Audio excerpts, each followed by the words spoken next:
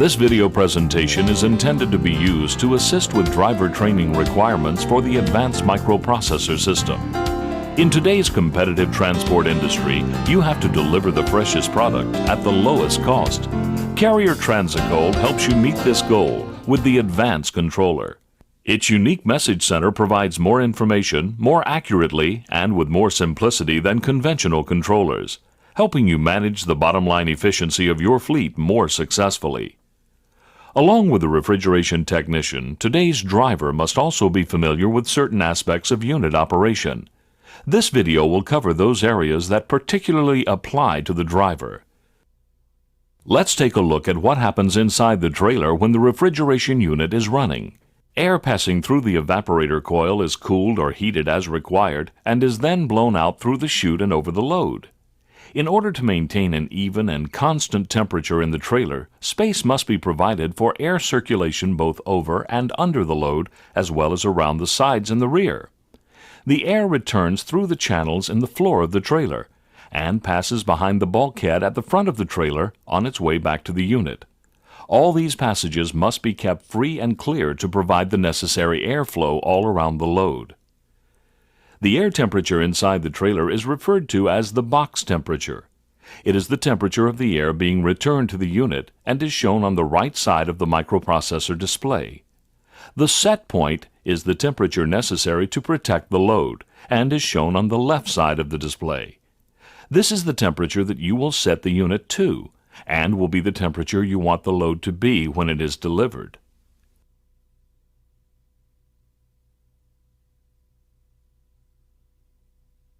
These refrigeration units are all equipped with automatic start-stop and are capable of automatically starting the engine at any time to cool down or warm up the trailer temperature as required.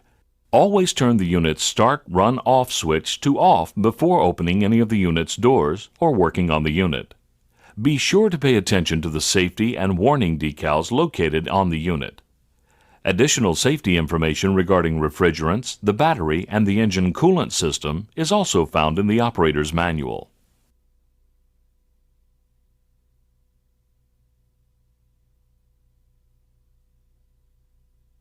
The front doors of the unit are opened by releasing a single latch. This carrier refrigeration system is powered by a 4-cylinder Kubota diesel engine.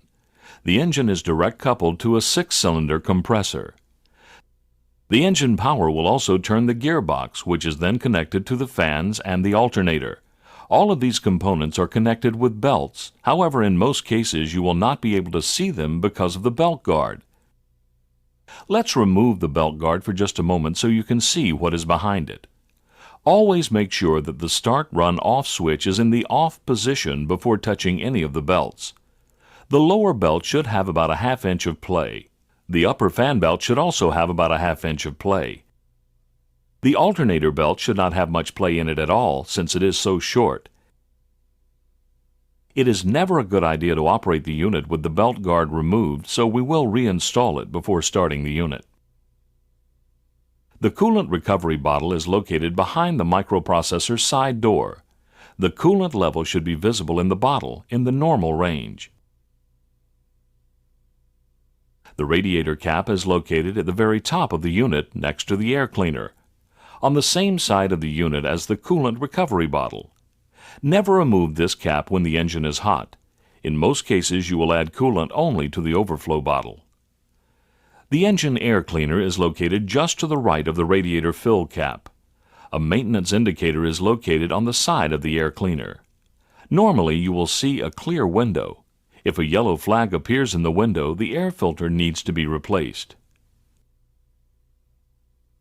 The unit's battery is located at the rear of the compressor and can be accessed by opening the lower curbside door. The battery cable terminals are covered with protective boots. The positive cable is red, the negative cable is black. The engine oil dipstick and fill tube are on the front of the engine. The engine oil level should be checked daily. Before checking the oil level, make sure the engine has been turned off. To check the oil level, simply remove the dipstick, wipe with a clean rag, reinsert, then remove again to check the level. Add oil as needed, but use care to avoid overfilling. Visually inspect the engine oil filter and fuel filters. These should be dry and show no signs of leakage. The engine has a fuel pump located on the front of the engine. On top of the fuel pump is a hand-operated priming pump which is used for bleeding the fuel system if it runs out of fuel. To bleed the fuel system, first open the fuel bleed valve on the injection pump, then unscrew the pump plunger. Slowly push the pump plunger up and down to bleed the system. Any air and fuel bled out of the system will return to the fuel tank and will not leak out onto the engine. You will need to give the pump about 150 to 200 strokes. Then push the primer pump handle in and screw closed. Start the engine. Once the engine runs smoothly, close the bleed valve on the injection pump.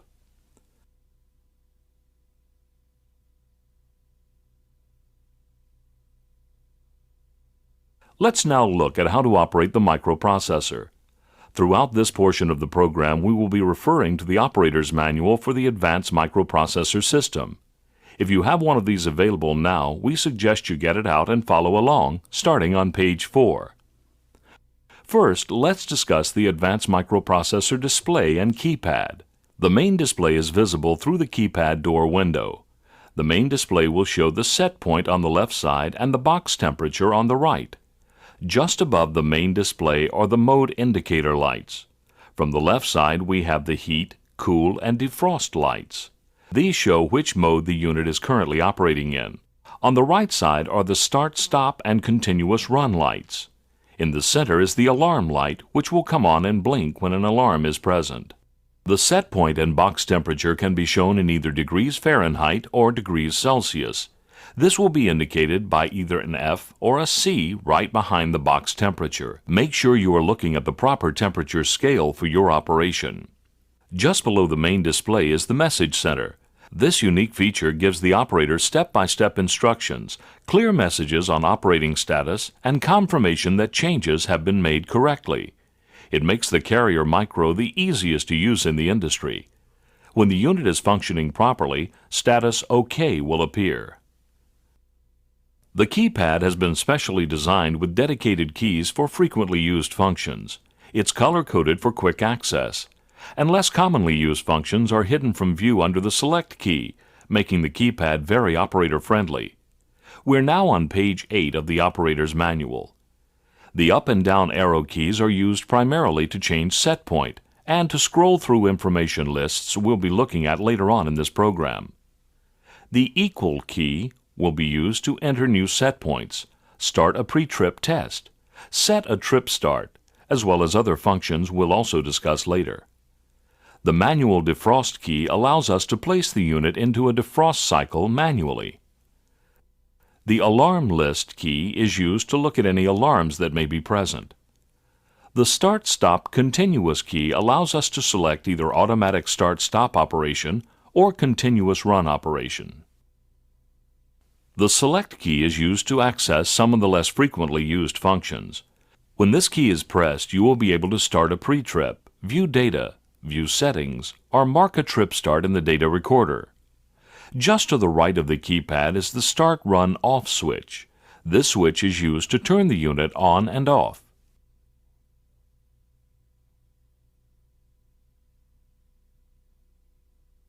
Now that we have become familiar with the unit and verified that there is fuel in the tank, we can start it up. Let's take a look at page 4 of the operator's manual. First, we will place the Start Run Off switch in the Start Run position. The microprocessor will turn on all the indicator lights first, then the LCD segments in the main display and black boxes in the message center. This will last for 5 seconds while the microprocessor completes a self-test. Then, the main display will show the set point and box temperature. Either the start-stop or continuous run indicator light will come on, and status OK should be in the message center.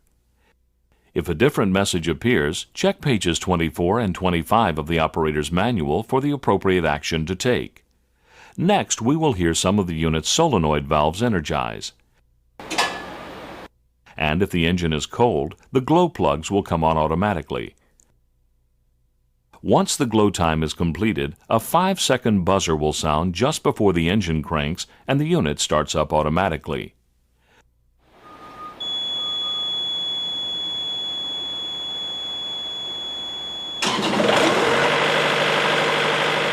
15 seconds after the engine starts, either the heat or cool light will come on to show which mode the unit is operating in. You always need to check with your dispatch or road department for guidance on where the unit should be set for each individual load. As we mentioned earlier in the program, the set point can be adjusted from minus 22 degrees Fahrenheit to plus 89.6 degrees Fahrenheit. This particular trip calls for a set point of minus 22 degrees Fahrenheit and start-stop operation. To change the set point, simply press and hold either the up or down arrow key. You will notice that when the set point is above 0 degrees, there will be a plus sign in front of it. If the set point goes below 0 degrees, a minus sign will appear. The message center will show the directions up, down to scroll, then equal to save. Continue to hold the arrow key until the temperature you want is shown in the display.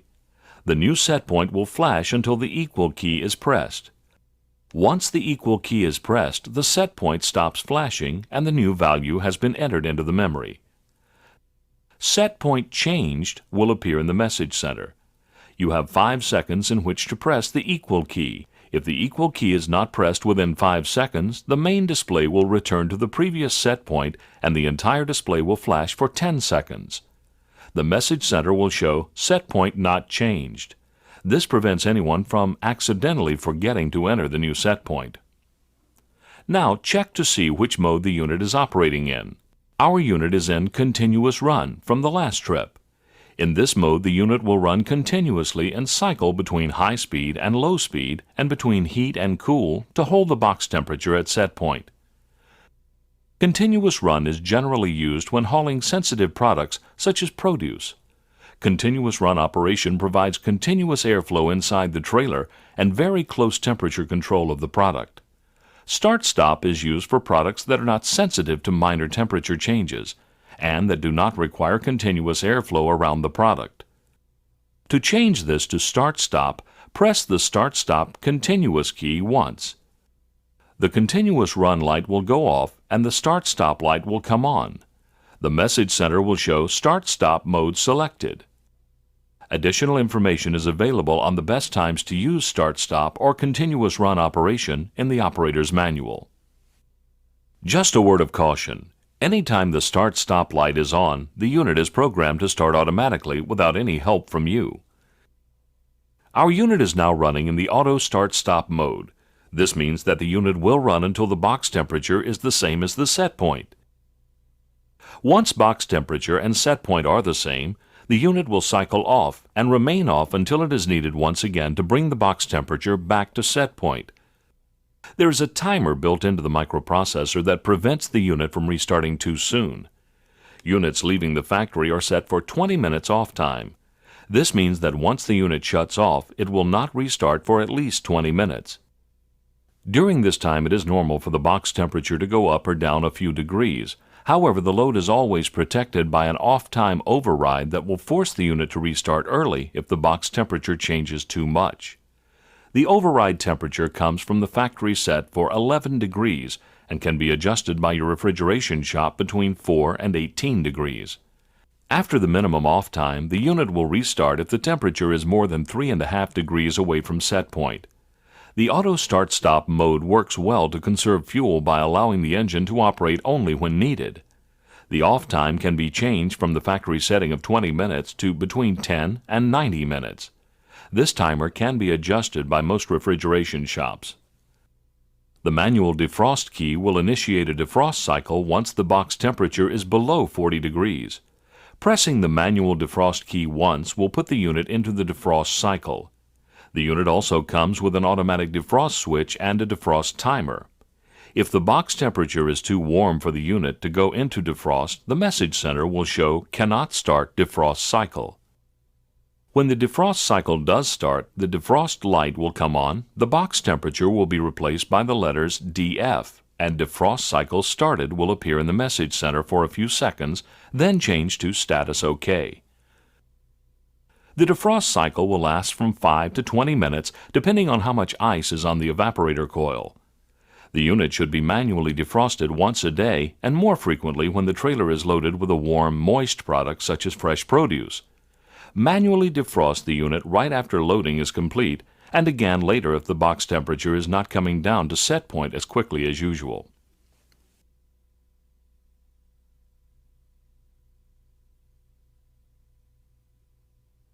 The advanced microprocessor system continuously monitors unit operation.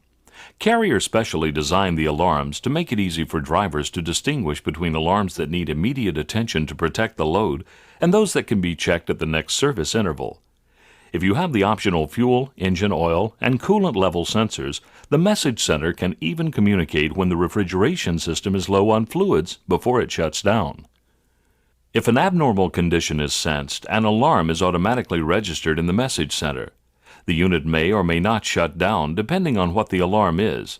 Less critical alarms will not let the unit shut down, and the message center will show check at next service interval instead of status OK. Shutdown alarms, such as high discharge pressure, will cause the unit to shut down. Should this occur, the message center will show unit shutdown, see alarm list. By pressing the alarm list key, all active alarms will be displayed. The first alarm that appears will be the last alarm that occurred. When the end of the list is reached, list end equal to clear will show in the message center. Pressing the equal key will remove the alarm. However, check at next service interval will continue to be in the message center. This is not a warning, but simply a reminder to have the unit checked for why it shut down. This message can only be cleared by a shop technician. Alarms may also be cleared by turning the unit off, then back on again. All these alarms are conditions that will cause the fault light on the driver's light bar to be lit. If a shutdown alarm occurs, the cause of the alarm should be corrected before the unit is restarted.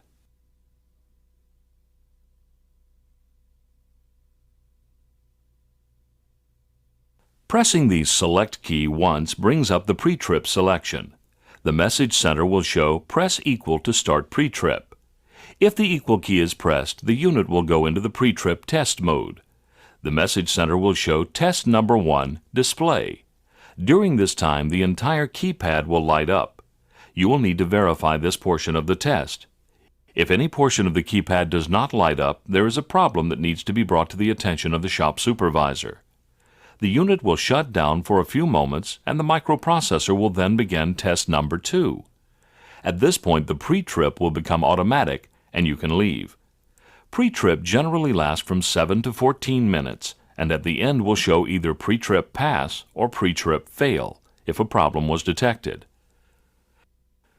To view unit data, press the Select key until the message center says press up-down arrows to view data. The data box will be lit. We're now on page 22 and 23 of the operator's manual. Following the instructions, press either the up or down arrow keys. Press up-down to scroll, then equal to lock will appear in the message center. Pressing the up arrow will scroll forward through the data list, bringing up readings such as the suction pressure, discharge pressure, and so on. Pressing the down arrow will scroll backwards through the list.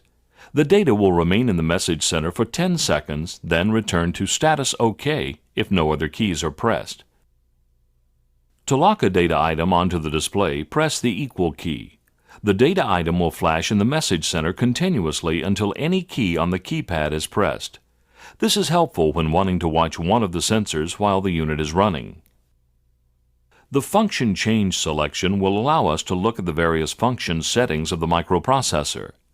When function change is selected, the message center will show press up-down to view settings. A list of all the functions is shown in the operator's manual starting on page 32. Instructions for changing any of the function settings are also found in the manual. If the function shows in the message center with a lock symbol at the end of it, it is locked in place and cannot be changed from the keypad. A trip start marker may be placed into the data recorder by selecting Trip Start. The message center will show press equal to mark trip start. Pressing the equal key will tell the data recorder that a new trip has just started. Trip start entered will appear in the message center. This is a very helpful marker when looking at a downloaded data report to determine just when a trip actually began.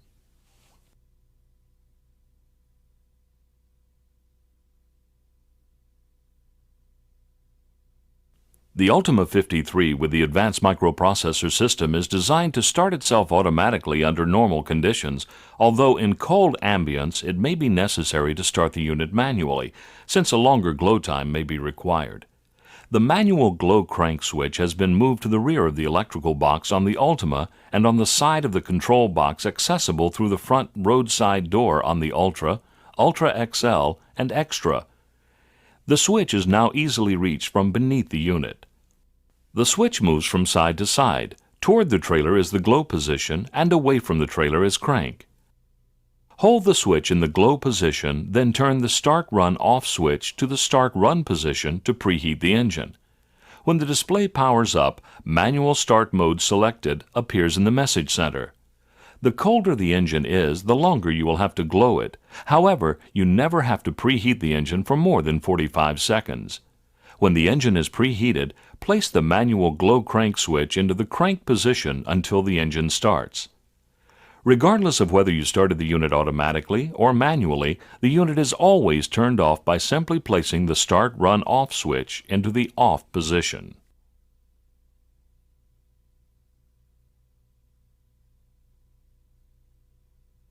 The driver's light bar is located on the side of the trailer and gives the driver a visual indication of what the unit is doing.